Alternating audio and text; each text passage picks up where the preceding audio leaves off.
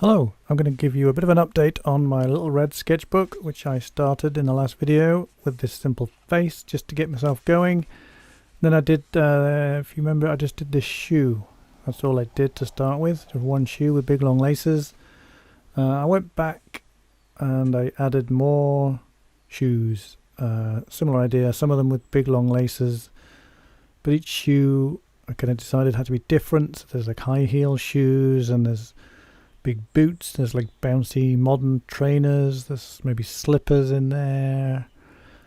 So it just became a bit of an exercise of just, okay, fit another shoe here, do some laces here. So that's okay. Did a bit more detail on the tree as well, added a bit more detail on the bark. If you remember, we just kind of did this branching technique just to kind of do the main bit of the tree. And there's, yeah, you can see a few little plants at the bottom, maybe flowers or something, and then there's detail in the bark, just little triangles with quite a fine pen just to finish that off. Then there's a bit of plumbing. It's okay, it's not bad, no leaks yet.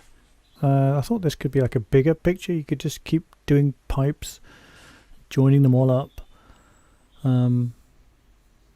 It was quite difficult actually to kind of make it join up and decide on different elements that you could add, little taps or boilers or tanks. There's a little pressure gauge. But yeah, I think the red book is just simple ideas like that. And the black book here is going to be, these are the ones that take a bit longer over, take a bit more time with these ones. But this is the first page that I did. If you remember on the previous video, I just did a scribble, just a random wavy scribble. And on top of that scribble, we then did some ink. You can still kind of see the original scribble. I added this table with a rug on the floor, but the rest of it's just random. It's quite nice if you're stuck just to pick up pens and just make shapes. It's okay. This one, I planned this one out a bit more with pencil, and then I added ink when I was happy with the pencil drawing on top of the pencil lines. It's just supposed to be a hedgehog who's somehow collected all this stuff accidentally, or maybe it's his stuff. I mean, there's glasses and bottles and lamp bulbs and brushes and skulls and bananas. There's all sorts in there. He's quite a happy chap, I think. He's got all this stuff on his back. He's got little scrawny hedgehog legs. He's sniffing a flower down here, and up here there's like a tree just to kind of frame off that side of the paper. The spines have little black tips on the end of them, just because that's how they looked in some photos. I used these pens, the Pigma Microns, nice and fine, and the whole thing I did in pencil beforehand. And then I did this one. Finally got some black on the paper all the way around here just to make it stand out a bit more.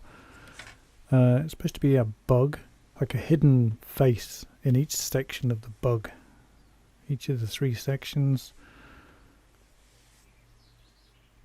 I did a bit of shading on this one, so I did some like stippling here, as well as shading with the brush pens. There's like a grey and a light grey, so there's a bit of blending, although I didn't really do much blending. And then did these baby bugs around it. This is the black Copic marker pen I used. It's got like a brush tip on it, and there's like the grey one, the mid grey, and a very light grey. I mean, it's pretty scribbly the way I've done the black, but it did make such a difference just making the page so much blacker than just leaving it white. Then I did a train. I used to draw trains like this as a kid, so it was quite easy to kind of do the basic shape, although I did look at some photos. In the background I did little sort of dust particles and dots and circles to suggest dust and smoke. In the cab there's just machinery and just made up stuff, cogs, dials, wheels, pressure valves, all that kind of stuff. The name was just off a I did look at some reference photos online, and that was the name on one of them. yeah, it's okay. Next will be a hammer. I've only done it in pencil at the moment, so I'm going to be inking that one in just shortly. It's like kind of a wooden handle, like an old hammer. Box of good nails here, and here's all the bent ones. I think the handle is a little short, maybe. I'm not sure. Now here's a picture of a bug, just done in pencil at the moment. It's got like an evil kind of hook. Let me show you the photo on my phone. Where's my phone? Where's my phone? Found it. Now here's the photo that I took of the bug. He's got a long neck and his head is hanging down from his body, and he's got antenna on it and a hook with like a stinger on the end of it. Big long stripy legs, loads of joints. If you're wondering what this blue thing is, it's just my like bug catcher thing that we have. I've had it for a few years. It's just a cheap thing on Amazon to catch spiders. But it's really good actually. You can safely capture them. Let me just show you now. Okay, here's a bug. Paper bug, but I didn't think you'd want to see a real bug. And then the idea is, this can be fiddly, but if the bug is up against your window, you have to kind of, you turn it on, see, and then you put the tube over the bug, and the bug gets pulled up into the tube, and then you can let them out humanely. You don't have to kill them and get bug juice all over your window. But you can also have a really good close-up look at those bugs, and I've seen some amazing spiders and wasps and stuff, big close-ups that you can take photos of it through the plastic tube. So this one was just, a pretty small bug. I was just getting it out of the house, and then I took some photos of it, and only when you zoom in you see the, oh no wait, that's the hammer. Here's the bug. So the wing, it's kind of based on the photo. Might use this pen, which is the Sailor fountain pen, with a really fine nib, or I might even use this one, which is the Copic Multiliner SP, which is a really, really fine nib or tip. Nothing else here yet, so that's all I've done in that one.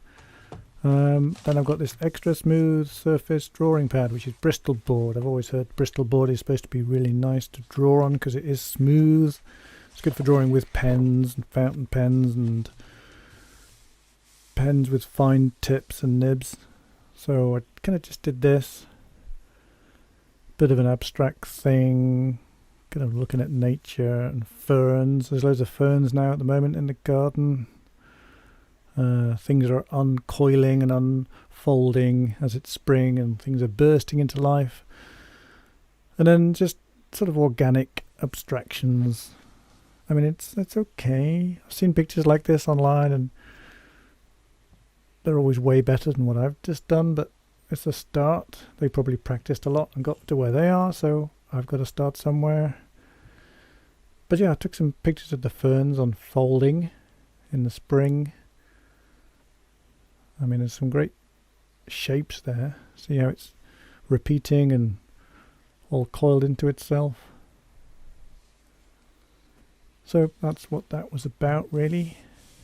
But yeah, just nice to draw. It was like a bit of a test. I'll definitely do some more on this Bristol board. It was good with the fountain pen. Yeah, it was nice to use. See, it was a very fine tip, and it just did nice lines. Never dug into the paper like it would with rougher paper. It's got a nice long slender barrel. Yeah, that was a nice pen to use. Really fine pens work well on this Bristol board paper. If you want to watch me adding the ink to the hammer or adding the ink to the bug, then I'll do some videos about those. But yeah, feeling good, making a bit of progress and drawing a bit more regularly. So yeah, thanks for watching. Bye.